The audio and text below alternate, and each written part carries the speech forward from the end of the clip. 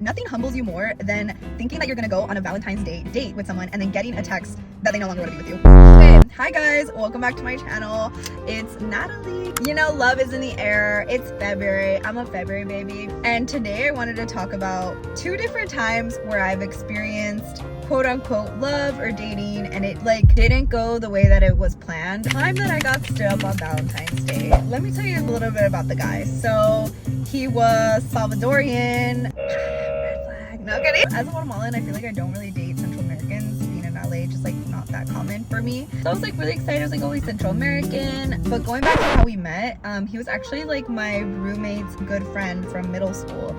And so I had a Halloween party in my old house in San Francisco. So I'll put the pictures up of what I was dressed up as. And I was like, oh, she brought her friend. Her friend came in and like helped her with her bike or something. And I was like, oh, he's cute. And then she was like, oh my God, well, he also thinks you're cute. And whatever. We started going on dates. But I was still seeing other people, as was he, maybe. I don't know.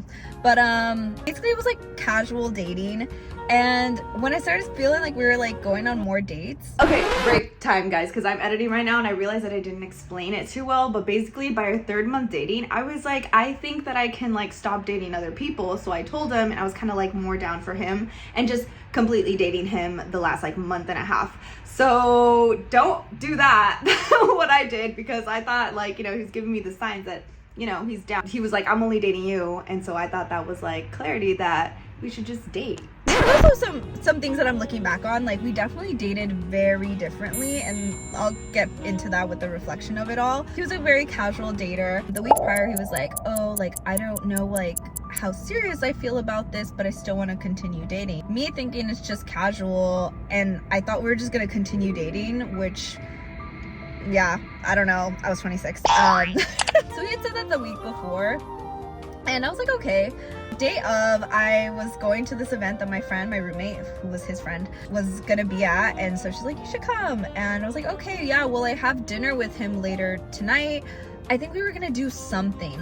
Basically we were supposed to do something. He was like, yeah, like we'll meet up later. And I was like, okay, cool, like I'll be back home at 8. We could do something for Valentine's Day. I was living on my own, like in a house, and he with other roommates, and he lived at home because he was from the Bay. Another red flag. Basically it was like a little night market for Valentine's Day. I can't keep repeating that. I'm like, oh my God, am I getting triggered? Am I being brought back to what happened? I'm healed. I'm like all twitchy. Basically he was sending me a text like, oh well, I have plans with my mom. And he's like, I told my mom that I was gonna go to dinner with her.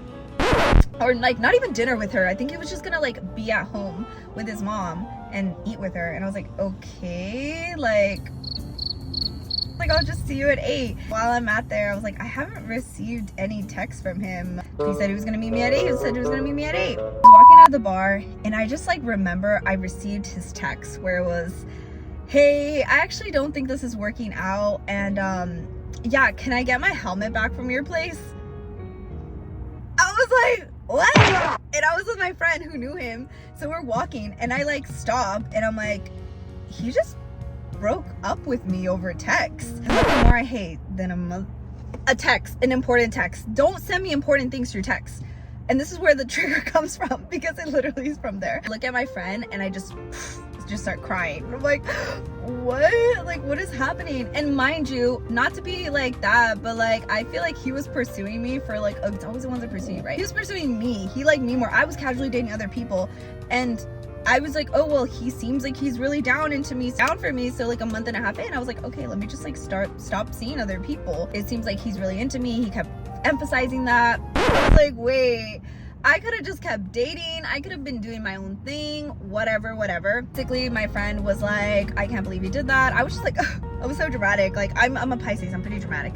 And as I'm walking back, like it's pretty walkable in San Francisco, so we walked back to my house, and I just remember going on the floor and just like crying, and I just like felt like the biggest loser, like the biggest rejection ever. And I actually have a text that I don't have his number anymore, so I don't have the old text, but I did find, like when I wrote his name, I was like, hey, he just stood me up. Like that was the text I sent to my friend, which I was like, damn. He wanted a helmet back because he was a biker or a writer or whatever. What the hell? Like, first of all, bitch. Ultimately, it didn't work out, and I just felt really rejected, and it definitely hit a wound where I was like, why can't I just like find someone and like they always say like go for the guy that pursues you, and he was pursuing me, and it was like now looking back at it, I was like, there were things that were very different and we were very different people, but I think I just wanted to like have or experience love that I was like or like not even love, just like dating, because dating has just been something that like I don't know, I've felt it in the past where I'm like, oh, that's just something I'm like not good at. So like the first guy that was just pursuing me and just like, let's do this, let's do that. But when I realized I do like to date, I like to go to fancy dinners, I like to do those things, like we didn't see eye to eye with that. And now looking back, I'm like, we are two very different people. To me, it's not really a date if we're getting burritos. Especially first dates, you know, like that's casual dating, that's like whatever. But like I do like the other side of dating, I do like the romance of it all. Like, and I started realizing like, oh yeah, like my dad growing up has always given us flowers just because, or he's taking us out to eat. Like that does come with a lot of like what your family has done. So like I was trying to force him to be something that he wasn't, and vice versa, right? I definitely learned a lot in that sense of like, it's not a personal rejection when someone doesn't want to date you. 100% definitely should have done in person, should have been made in person. Like the text is crazy, but all my friends were like, yeah, like that just wasn't your person. Now I'm like, yeah, we were never gonna work out, but it was just mainly the ego part where you're like, damn, did I just get stood up? Like when it happens, you have no idea that it's happening, you want to give like the benefit of the doubt. Get stood up. If you guys have noticed, I do not talk about love on my channel. It's just such a private part of my life that like if I am talking about it, like both of these things, it's been so long that it's happened. If I can think about the one time where I've like truly have felt love and have felt love for someone, it would definitely be this love story, which is it's actually really cute because I was really young. I fell in love with someone while I was traveling. It was 2016 when I was studying abroad in Cuba. I get my coffee, guys. Like, whew. I've never talked about the story online because it's something so special to me that I'm like, either you get it, if you don't, you don't. Whatever. 2016, I traveled to Cuba and we were roommates. So there was 3 guys in one room and me and another girl, Debbie, who I'm still friends with to this day. And we were 5 study abroad people in Cuba. We would go on these trips. So when you're studying abroad, you go on like these trips on the weekends and you're just kind of in a car together and you're just hours talking.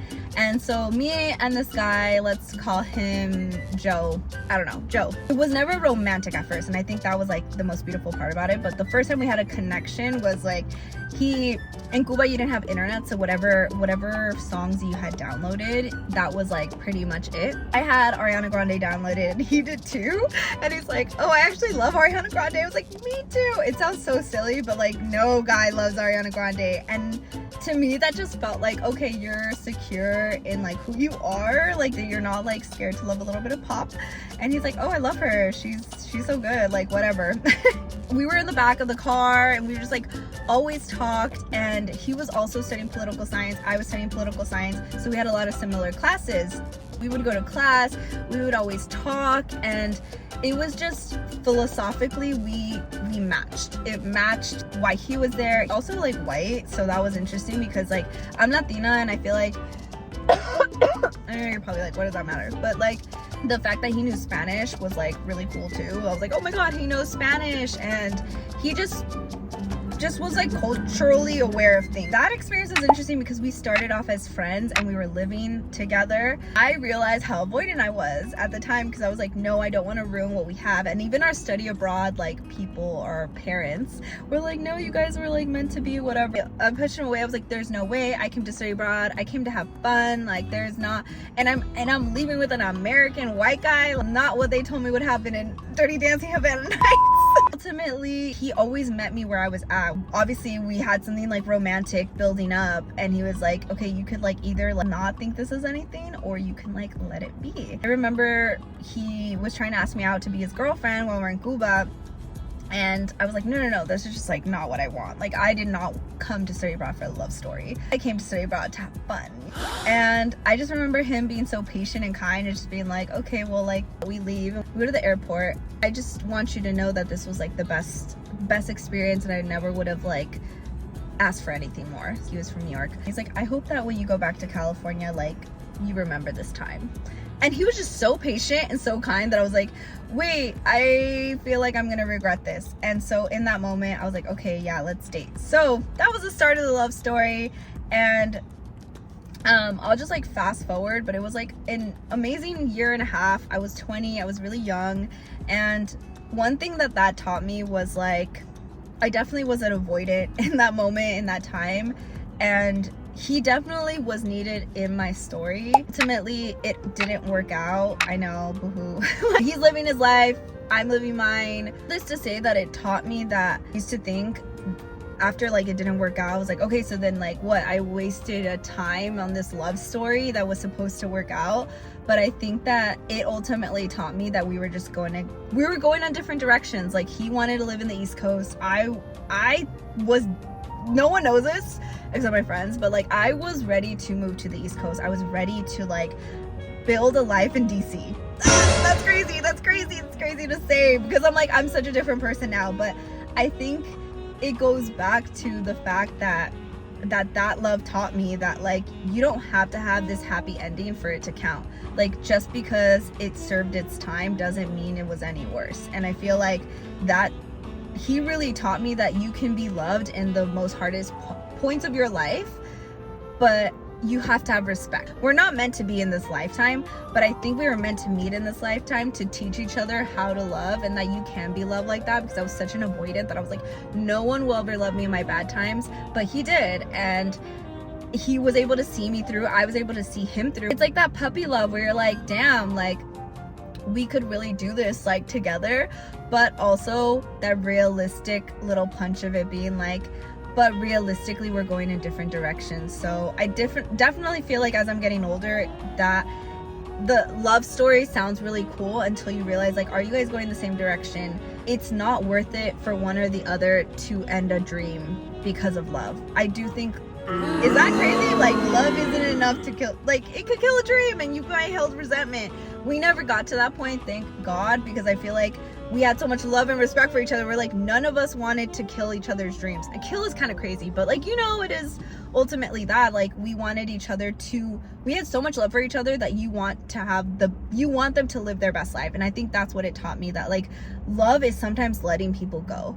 And damn, that was crazy. It's a beautiful story, but for me it's like 500 Days of Summer, where it's like, this is not a love story, but it is a story about love. Like, that's how I feel, where it's like, it's gonna teach you that you can't change people, and like, but that doesn't mean that was a love wasted, you know, either or. If it was a situationship, which I already talked about, the situationship, or this being a whole ass relationship, like, it's not wasteful if you don't get your happy ending. And I think that's like the ultimate thing that I feel like why I still believe in love, and why I am the way that I am, where people are like, you still believe in love? And I'm like, yeah, because I definitely think that like every single experience is gonna teach you something. So woohoo, this is tea. Maybe in a year I have a totally different perspective on love, but for now my perspective on love is that like you are enough for the right people and for the right moments, right? Where I'm at now, oh my god, this one I'm still figuring out. So guys, this is purely for me to look at back into it, and maybe you guys look back into this, like maybe comment what your view of love is right now. Maybe it changes, because I definitely think it's something that completely changes every single year. I think my biggest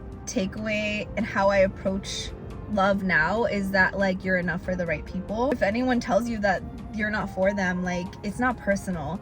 And I think it's like easier said than done. And I feel like this year I really want to put myself out there to like, I've been telling my friends like, get that rejection, but one of my friends is like, maybe you might be the one rejecting someone else and it might not be personal. I was like, oh, you're so right. So for a long time I've avoided dating, and this year I'm just like ready. There's no expectations. And I think that in the past maybe I've had expectations with that situationship. I was like, oh, this is gonna be the love story of the century for San Francisco. Sounds dramatic, but like that is how Pisces sometimes think. The one time that I didn't think that I was gonna fall in love, I did. So yeah, it's just taught me that like it really does flow with where you are in life, but love will meet you where you're at, you know? So just a beautiful thing. Like, you don't have to be this perfect version of yourself to fall in love, and the right person will just like see it through.